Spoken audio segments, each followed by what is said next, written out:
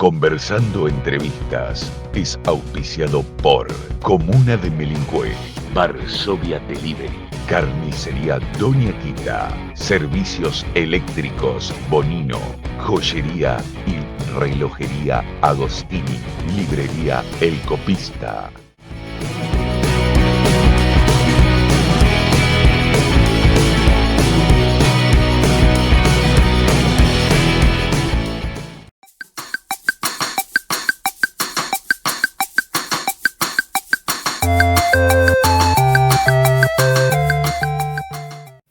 Bienvenidos a Conversando de Entrevistas. En este caso no vamos a estar conversando con, sino conversando de. En este especial es conversando de autismo y en este caso vamos a dar paso a nuestra invitada, Daniela Michetti, licenciada. Muchísimas gracias por darnos esta oportunidad y de hablar de algo tan importante como es el autismo. Sí, sin dudas. Antes que nada, gracias a vos, porque la realidad es que es un tema súper importante, que cada vez está más en auge y del que no se habla demasiado, ni en los medios, ni dentro de los espacios comunitarios. Entonces, la verdad que tener esta entrevista creo que va a ser enriquecedora en general, al menos para abrir la puerta de empezar a hablar. Para comenzar, licenciada en psicología, pero habías hecho una diplomatura en autismo, ¿puede ser? Corregime, porque hay cosas que me pueden llegar a equivocar, pero bueno, ¿qué sería la diplomatura en sí? Bien, la diplomatura te da una formación, no voy a hablar de que es una diplomatura en sí misma, pero que sea en trastornos del espectro del autismo. Lo que refiere específicamente es a formarse en esto de acuerdo a una nueva clasificación que hay, porque anteriormente se hablaba de trastornos generalizados del desarrollo y hoy en día a nivel mundial se cambió la nomenclatura, es decir, la forma de nombrarlos, y se los llama trastornos del espectro autista o del autismo. Entonces lo que se intenta con esa formación es empezar a ampliar dentro de esta gran categoría que es el autismo y que es demasiado diversa para su diagnóstico y para su clasificación. Y para ir entrando en tema, ¿cómo lo se puede definir el autismo en sí? Bien, esa es una parte bastante controversial, pero en realidad hoy en día, dentro de gracias al gran trabajo que están haciendo los neurólogos y muchos de ellos en Argentina, neurólogos y psiquiatras formados en autismo, lo que podemos llegar a considerar es que es una condición del neurodesarrollo que se da principalmente en las primeras etapas del desarrollo de una criatura. Se hizo justamente la distinción esta de quitarle tal vez el rótulo de trastorno para así pasarlo a la palabra condición, ya que es algo bien característico que se da, como dije anteriormente, en el desarrollo, dependiendo de ciertos síntomas que son muy variables, pero que pueden empezar a aparecer aproximadamente a los 12 meses de la edad de la criatura. Y para la gente que debe haber algunos que ya saben, pero muchos deben estar empezando a interiorizarse a través de esta entrevista, ¿hay alguna posible causa de por qué se da? Bien, en realidad hay muchas. De lo que se habla es de que existen factores que son genéticos y factores que son ambientales. Uno en psicología en general, en psiquiatría, en neurología, en todas estas ramas de la salud, nunca habla de una causa única. Por lo general hablamos de una interacción. Y en lo que es el autismo no es la excepción, claramente, pero sí las causas pueden ser muchas y ninguna la específica. Por ejemplo, nosotros entre una de las posibles causas podríamos hablar una malformación genética, edad gestacional de la mamá mayor a 35 años de edad, que es lo mismo que conocemos para los casos, por ejemplo, de síndrome de Down, cierta medicación para el estado de ánimo que puede llegar a afectar, tiene un nombre específico que tal vez no viene al caso, creo que es ácido valproico el que se puede administrar y puede causar una malformación. En realidad son muchas, digamos, de las posibles causas que podrían haber. El tema es que lo importante que la medicina nos trae hoy en día es empezar a quitar el mito que se traía anteriormente de otras escuelas de psicología, que es que el autismo estaba causado por un mal vínculo, para hablarlo en palabras muy simples, entre la mamá y el bebé. Porque sí, eso existe escrito, y escuelas de psicología lo han sostenido durante muchísimo tiempo, y eso ha causado mucha más patología, si se quiere, para la familia, porque realmente es algo demasiado brusco que te hagan responsable de una condición tal, cuando la realidad es que hoy podemos probar las causas que existen en el neurodesarrollo, incluso dentro de la formación del cerebro. Cuando uno habla de condición del neurodesarrollo, habla de una forma específica en la que el cerebro está configurado para funcionar. Que todos tenemos una forma específica, solo que tal vez en el autismo podemos encontrar que están afectadas ciertas áreas con un poco más de predominancia, como ser el área social y el área sensorial, entre otras. Y una de las preguntas también más comunes, ¿quiénes pueden padecer? Cualquier persona. Por eso digo, no es que sea por encontrar la culpa o la causa debido a, sino que puede pasarnos en cualquier situación.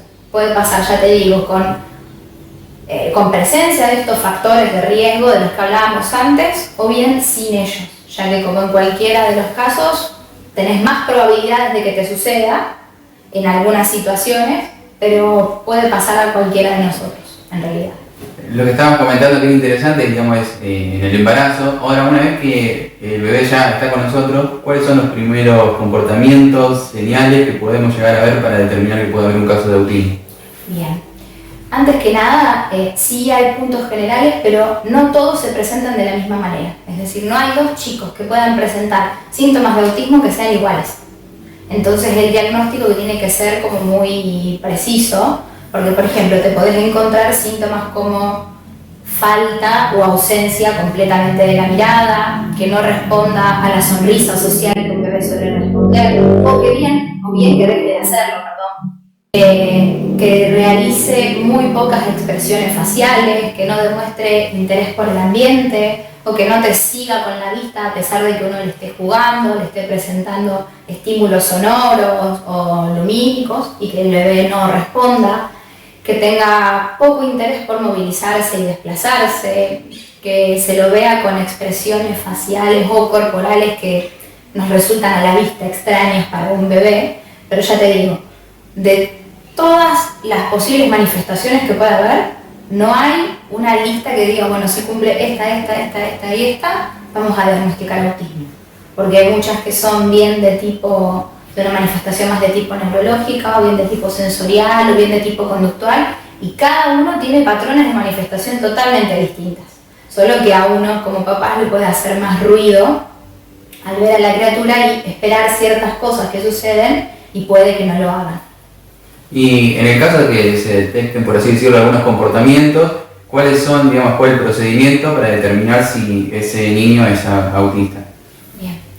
Algo que no aclaré del principio, que sí estaría bueno tenerlo ahora más limpio de entrada para después seguir la entrevista, es que la nueva propuesta que tenemos hoy en día es de no hablar de la persona con el diagnóstico directamente asociada al diagnóstico, sino decir con. Es decir, niño con autismo, niño con síndrome de Down, niño con, para que la etiqueta no esté cargada a la persona, sino que podamos empezar a decirle por su nombre. Si se llama Nicolás, Lucía, Daniela, Ayrton, como sea, con autismo. Vos me habías preguntado, perdón, me fui. Sí, no, en el caso de que se detecte algún comportamiento, ¿cuáles son después, digamos, los procedimientos para determinar si existe esa condición? Bien. Lo primero que se debería hacer sí es consultar con un neurólogo si uno se encuentra bajo esta sospecha de que pueda haber un posible cuadro de autismo, y el neurólogo va a ser quien primero le realice una evaluación completa de acuerdo a aquellas pautas que se esperarían dentro de un desarrollo adecuado y que pueden ser para él las primeras señales de alarma, e incluso posteriormente va a realizar la derivación de acuerdo a la edad de la criatura con la que se encuentra. Tal vez no es lo mismo que tengas que evaluar a un chico que tiene 6 años, a uno que tiene 2, porque dentro de los 12 meses hasta los 4 años aproximadamente, a quienes se derivarían es a profesionales que estén especializados en estimulación temprana. Y sí existen métodos de evaluación que están adaptados para esos rangos etarios. Pero a nivel mundial, te diría, sí hay 2 tests que se utilizan, que son criterios de evaluación diagnóstica y que están aceptados No te diría que son la gloria y que después, a ver, sí o sí vamos a categorizar a este chico y porque este test me dio positivo, me lo voy a quedar toda la vida. Son test que se administran en un momento en particular, en una situación en particular, a una criatura en un momento de su desarrollo en particular y por tanto demasiado dinámico. Entonces hay que tener mucho de acuerdo en muchísimos aspectos para eso. Pero sí, lo primero sería consultar con un neurólogo y que él realice la derivación que considere. Bien, estuvimos hablando del embarazo, de cuando ya el bebé nace, de cuando se le puede ver algún comportamiento y cuando sabemos que ese niño va a tener una condición autista. Ahora, ya pasado por eso, ¿cuál es el tratamiento que sigue? Bien. Eso, después de haber pasado por esa evaluación y que uno tenga un diagnóstico de autismo, primero debe considerar dentro de esa devolución que le dan los papás o los cuidadores de este niño o esta niña con autismo, es qué grado de apoyo necesita. Que eso va a ser una variable fundamental porque justamente lo que tiene el autismo es un gran espectro, es decir, que haya muchísima variedad de síntomas y que sean muy opuestos entre sí y que varíen de un chico a otro. Por ejemplo, acá tenemos 2 niños con autismo y los dos pueden ser totalmente diferentes en su sintomatología. Por ejemplo, tenemos a él que tiene una hipersensibilidad, o sea que le molestan demasiado las luces, tal vez esto sería demasiada cantidad de iluminación o le molestan demasiado los sonidos, tiene demasiada sensibilidad al tacto, entre otras cosas. Y tenemos por acá otra criatura que también está diagnosticada de autismo, que puede estar mirando el sol de frente y no sentir absolutamente ningún reflejo que lo haga mover de esa posición. Los dos tienen el mismo diagnóstico. La forma de manifestarse es totalmente distinta y de eso depende mucho el tipo de tratamiento y la cantidad de apoyo que requieren. Hay chicos que tienen un autismo, por así decirlo, leve y que tal vez tienen necesidad de muy pocos apoyos para poder seguir adelante, que tal vez incluso tengan desarrollo del lenguaje, que tengan un desarrollo sensorial bastante adecuado, bastante adaptativo y que necesiten un tratamiento bastante acotado. Y otros chicos que pueden tener el mismo diagnóstico y requerir muchísimo más apoyo por la gravedad o la intensidad de sus síntomas. Cuando investigaba un poco para realizar la entrevista, había un artículo muy interesante que decía de mitos sobre la condición autista. Y uno de esos mitos era de que tener condición autista significa que el chico no iba a poder desarrollar el habla. Ajá, bien. Es un mito. Es un mito, totalmente.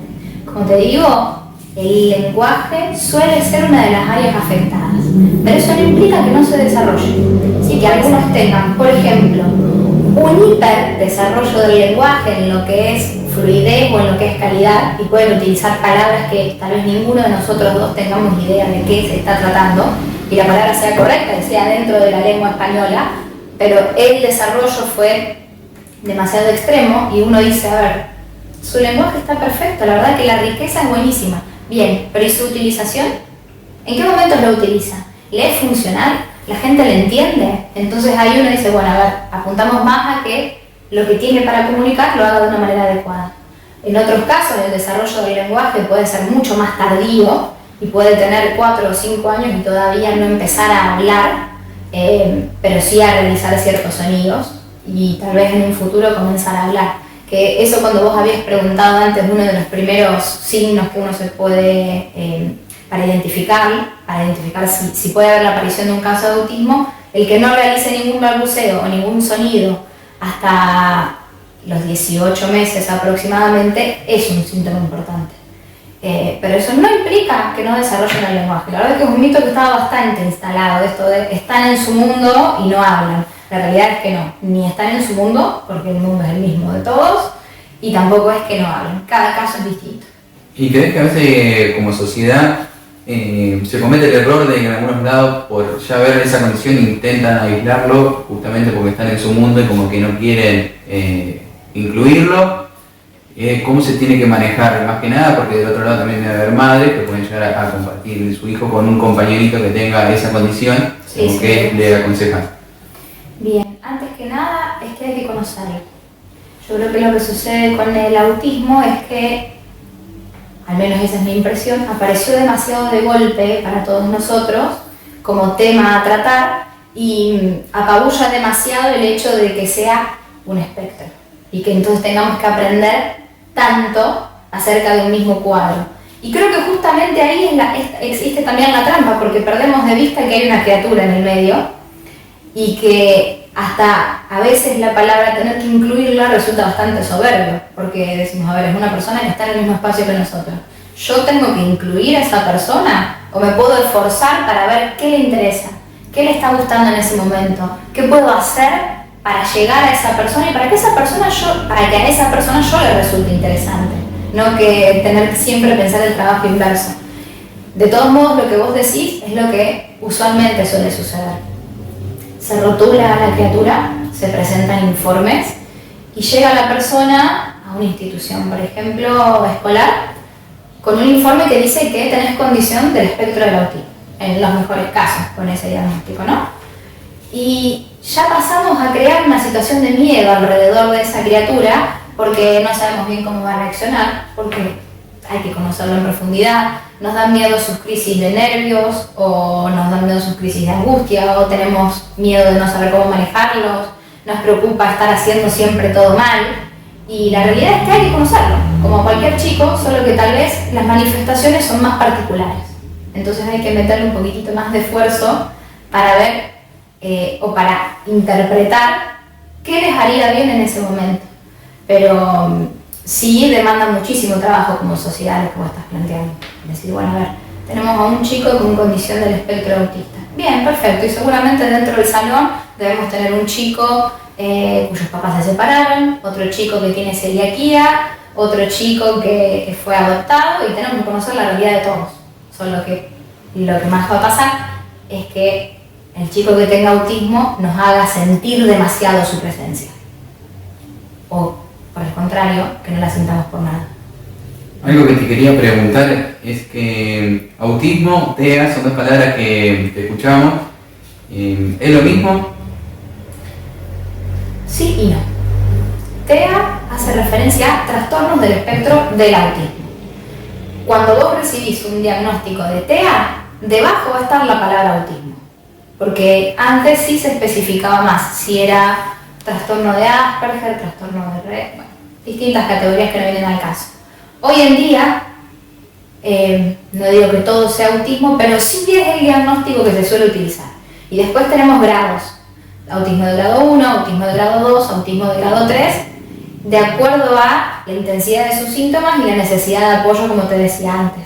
Pero la realidad es que las dos cosas apuntan a lo mismo, solo que las variaciones van a estar de acuerdo a estas variables que yo te decía.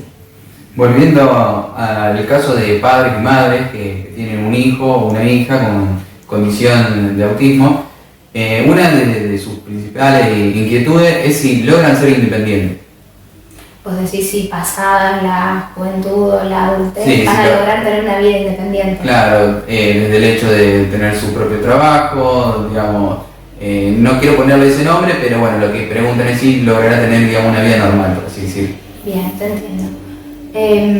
Dentro de lo que se plantea como una vida normal, podríamos decir que la pueden lograr, dependiendo lógicamente de cómo haya sido abordado con anterioridad en su primera infancia, en el transcurso de su infancia y de su juventud, y de cómo también uno lo pudo ir acompañando y lo pudo ir apoyando. ¿Significa que tal vez a lo largo de su vida no vuelvan a necesitar apoyos? No. Probablemente los necesiten con ciertas intermitencias de acuerdo a cómo fue el caso. Tal vez nos encontramos con un caso de un autismo bastante severo, que hoy en día requiere muchísimos apoyos, y tal vez llegue a una vida adulta requiriendo apoyos. Eso no significa que no logre ni tener un trabajo, ni tener una relación, ni tener una casa, no, por el contrario, tal vez no implica que pueda ser del todo independiente del apoyo, pero no vamos a hablar de que sea una persona que va a quedar inhabilitada para desarrollar una vida, por el contrario. En el caso del trabajo, ¿hay algún trabajo en especial que le va a resultar más cómodo? Depende mucho del caso también. Parece que no te estoy queriendo responder con ninguna cosa específica, pero la realidad es que el autismo no es específico. Y al variar tanto, podríamos decir que, bueno, de acuerdo a la particularidad de cada uno de ellos y de acuerdo a sus elecciones, puede que se encuentren más cómodos tal vez en trabajos intelectuales o que demanden mucho uso de la intelectualidad en casos de autismos de alto rendimiento, que se llama. Por ejemplo, hay chicos que tienen realmente un coeficiente muy alto, específicamente para ciertos temas, porque suelen tener intereses más reducidos. Entonces, tal vez, no sé, estamos pensando que un chico que estudió muchísima geografía a lo largo de su infancia o que estudió demasiada astronomía y todo eso puede encontrarse más cómodo en carreras de este estilo. Pero no te podría decir una en particular porque como ellos pueden tener sus intereses, tal vez hay un caso de un chico que se interese demasiado por la pintura. A lo característico es esto, de que su interés no es un interés leve o moderado. Suelen tener intereses marcados en áreas particulares.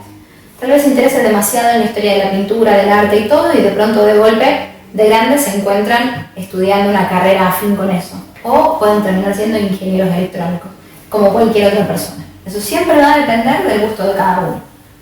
Para ir finalizando, Dani, y agradeciéndote por esta entrevista, no sé si hay algo en especial que creas que es necesario que hay que agregar. Más que nada, teniendo en cuenta que cuando compartimos la nota, un poco la publicidad, mucha gente se interiorizó, la va a querer ver cuando esté disponible, más que nada porque consideran que no tienen el conocimiento suficiente de lo que es el autismo.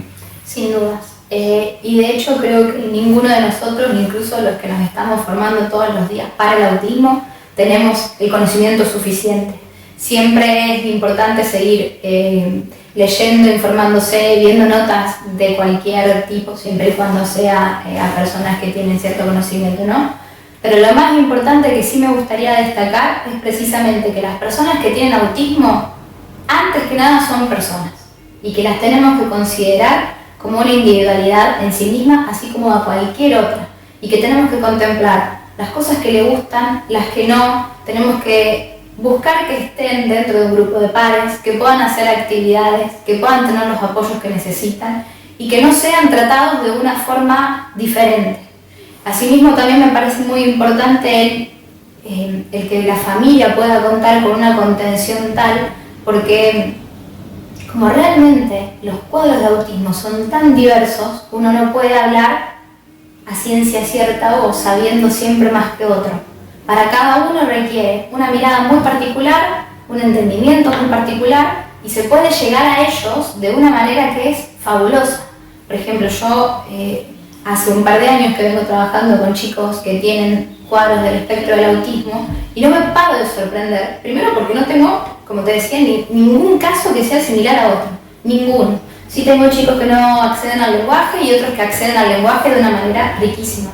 Y de todos aprendes un montón. Y otro mito, ya que hablábamos antes del lenguaje, es este de que su afectividad no está desarrollada, no los podés tocar, o no los podés abrazar, o tenés que tener cuidado.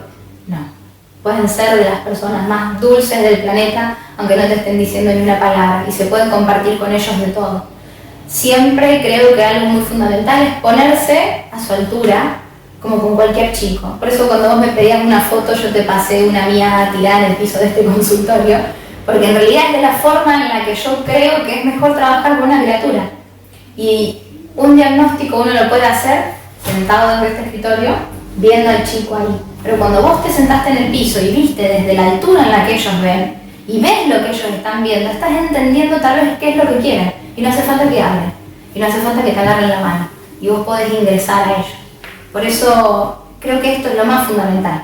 No creer que uno tiene que ser el que está evaluando y el que tiene que integrar, sino buscar también los recursos de uno para que el chico, que tiene una condición, te encuentre interesante, te encuentre equilibre y te demuestre lo que te quiere demostrar. Y te aseguro que lo va a hacer, sin lugar a dudas. Y es un trabajo precioso y ojalá como sociedad cada vez nos podamos abrir un poco más a escuchar lo que ellos tienen para ofrecer, que sin dudas son muchísimas cosas. Y es muy interesante. Muchísimas gracias, Dani, por habernos recibido en tu consultorio y además por habernos dado la entrevista. No, por favor, gracias a usted. Conversando Entrevistas es auspiciado por Comuna de Melincué, Varsovia Delivery, Carnicería Doña Quita, Servicios Eléctricos Bonino, Joyería y Relojería Agostini, Librería El Copista.